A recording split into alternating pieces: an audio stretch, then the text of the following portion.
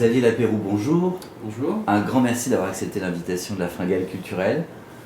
C'est un plaisir pour moi. Alors, pareil pour nous, un plaisir de se rencontrer pour votre deuxième roman. Vous avez déjà publié un premier roman qui s'appelle Quand Parkinson et Funambule aux éditions Gallimard. Et là, vous changez de maison, vous êtes chez Fayard pour ce nouveau roman qui est le deuxième, Marathon. Il paraît que le deuxième roman, il y a un petit peu plus d'appréhension que pour le premier. Je ne sais pas, effectivement, peut-être. Encore que le premier, on est aussi...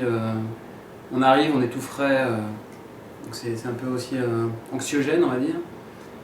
Deuxième, on a une certaine habitude quand même du processus, voilà. Donc, voilà. Donc ça se passe plutôt bien. Il s'agit dans ce roman de Gallo qui a disparu et son frère n'a plus de nouvelles. Pourquoi vous êtes parti sur cette histoire-là? Et pourquoi pas?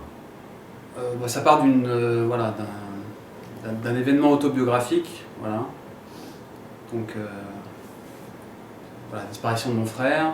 Il se trouve qu'effectivement, moi, ça m'intéressait d'écrire cette histoire-là, mais de trouver quand même un point de vue, enfin de trouver une accroche romanesque, et de le faire uniquement si je trouvais un angle romanesque pour écrire le livre. Voilà. Ouais, vous ne vouliez pas parler d'un récit, d'un témoignage. Voilà, je voulais absolument pas faire un témoignage, ça m'intéressait pas. Je dis pas que c'est pas intéressant, mais moi, c'est pas ce que j'avais envie de faire. Donc voilà, donc il fallait que je trouve une façon de raconter ce qui me tenait à cœur et voilà, ce que j'avais à dire d'une façon qui me convienne, voilà. Et donc d'où ce marathon. Voilà. Donc ça part effectivement d'un événement autobiographique, sachant qu'il y a une grande part de romanesque. Voilà. Ça reste un roman. Alors là, pour le coup, moi je l'ai lu comme ça, hein, comme un roman. Je ne savais pas que c'était tiré de quelque chose de plus personnel qui vous était arrivé. C'est parfait dans ce cas. C'est comme ça que je préfère que les gens le lisent comme ça, en fait. Mais pour quelle raison? Pour quelle raison Par pudeur? Je me suis pas posé la question, j'avoue. En fait, j'ai vraiment la volonté de construire, en fait. L'idée de roman me tient à cœur. Alors, je sais pas, qu'il y ait une construction romanesque, c'est quelque chose qui me tient à cœur. Que ce soit pas juste un. Après, il y a aussi une construction dans le témoignage, j'imagine. Je sais pas, en fait. Voilà une bonne question, j'ai pas de réponse. Là, quand on vous lit, ce qui est intéressant, c'est que Gallo a disparu et son frère, au fur et à mesure qu'il fait tout ce qu'il peut, hein, il essaie de retrouver des gens qui connaissent en commun.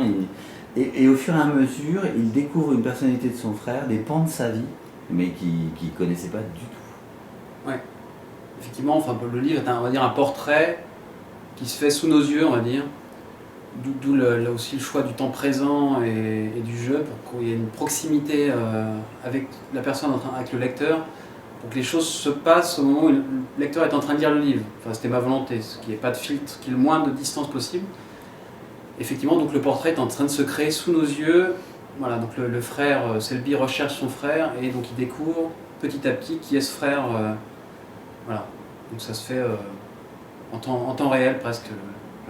Mais ce qui est assez amusant dans l'idée, c'est qu'on a l'impression de connaître nos proches par cœur et absolument pas.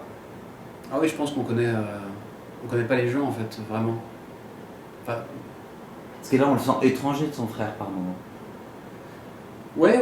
Il y a une part qui lui échappe en fait, une grosse part qui lui échappe. Il y a un côté très mystérieux et un peu insaisissable du personnage. Donc effectivement, tout le livre, c'est une volonté de saisir, de trouver qui est ce frère en fait. C'est vraiment un portrait, je le redis. Voilà. Effectivement, est-ce qu'on connaît vraiment les gens je pense qu'on connaît que des parts de... Je le dis d'ailleurs à un moment dans le livre, qu'on connaît finalement que des morceaux de gens. Voilà. Et peut-être que chaque personne chaque personne connaît un bout de quelqu'un en fait. Voilà. C'est ce qu'ils veulent bien nous faire voir et ce que nous voulons bien voir également. Ouais, en plus, il y a peut-être des choses qu'on n'a pas envie de savoir, pas envie de voir. Ce qui peut être le cas dans cette relation entre les deux frères, où il y a toute une part qui est un peu sombre du personnage qui fait un peu peur, voilà, qui peut être... En quatrième de couverture, bien sûr, je l'ai senti sur la lecture et noté que c'est un roman construit en forme de triptyque. Expliquez un petit peu ce que vous avez voulu faire, l'image d'instruction. Alors effectivement, c'est trois parties qui commencent à chaque fois par le même début, donc les mêmes 10 premières lignes, on va dire, pour faire large, et qui se développent différemment en fait. c'est la manière que j'ai trouvée en fait de sortir du témoignage justement pour donner de la matière fictionnelle, je ne sais pas si ça se dit. Voilà, en fait, donc il y a une partie qui est vraiment plus axée sur la réalité, que vous ne saurez pas quelle partie il s'agit, peu importe à la limite. Effectivement, les deux autres parties sont des variations de ce qu'aurait pu être la suite d'un événement, voilà, la suite de l'événement qui est à l'origine du roman en fait. Et l'idée étant aussi de... Après c'est difficile d'en parler parce qu'en fait la troisième partie, si j'en parle trop je vais dévoiler il y a un twist qui s'opère dans la troisième partie qui est important, qui est très important, voilà, sur l'identité des deux personnages, sur le rapport à la disparition et sur le fait effectivement de créer un espèce de pied de nez à cette disparition.